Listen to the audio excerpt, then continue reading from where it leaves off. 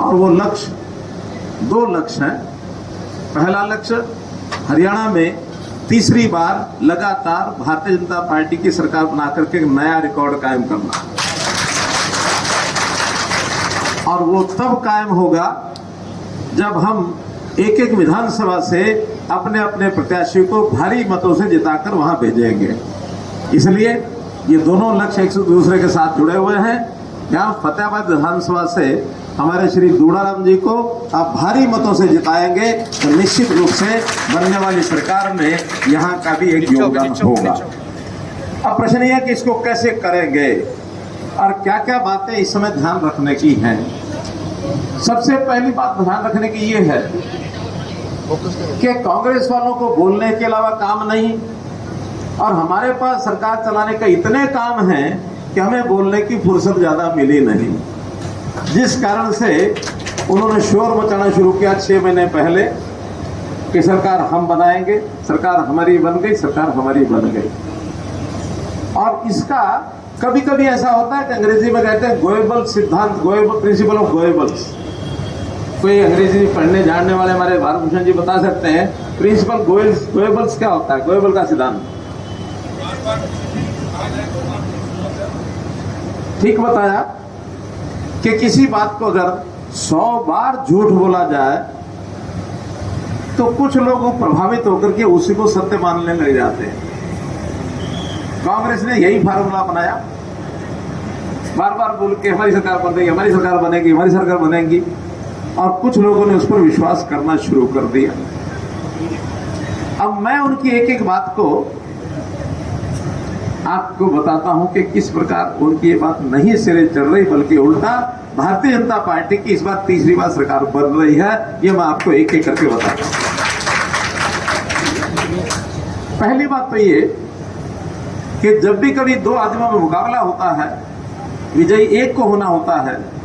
अगर उन दोनों में से कोई एक आदमी ये कहे दूसरे पड़ोस वाले आदमी को, अरे भाई मेरे जरा हाथ मिला ले, मेरे से जरा हाथ मिला ले, मुझे लड़ाई लड़नी है, इसका मतलब जो लड़ाई से पहले सहारा मांगने लग गया तो उस आदमी ने अपनी क्या हार मान ली, कमजोरी की तरफ बढ़ गया, हार की तरफ बढ़ गया।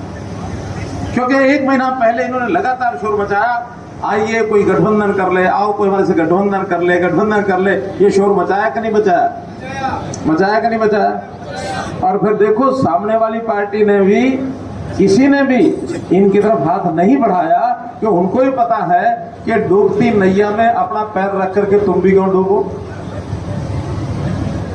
यानी कुछ लोगों का जैसे एक उद्देश्य होता है कि सनम हम तो डूबेंगे, तुम्हें भी साथ लेके। ये कहानी कांग्रेस की है।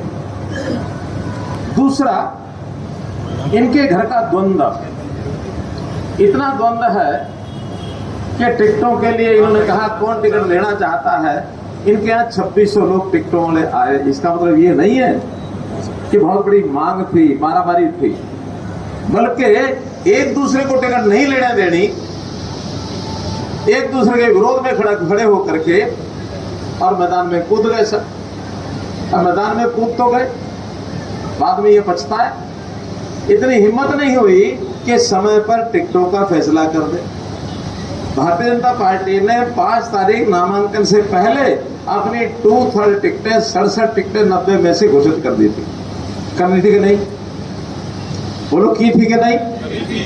और इन्होंने अपनी जो बड़ी सूची है 63 लोगों की सूची, वो किस दिन घोषित की थी?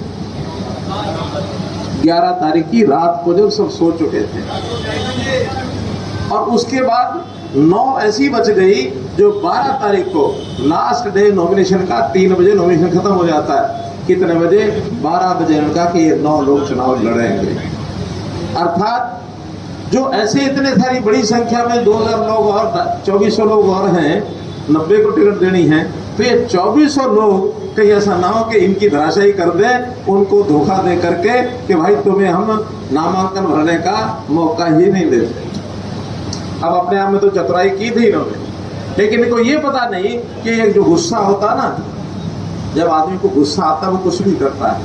इनकी एक एक विधानसभा में 30-30, 35-35, 40-40 लोग उनका ठीक है, मत टाइम पर टिकटें घोषित करो, नामांकन तो नहीं भरेंगे लेकिन हम किसी की मदद तो कर सकते हैं, कुछ खुल के कुछ अंदर खाते आज भारतीय जनता पार्टी के कैंडिडेट की सहायता कर रहे हैं। उनको भी लेना है,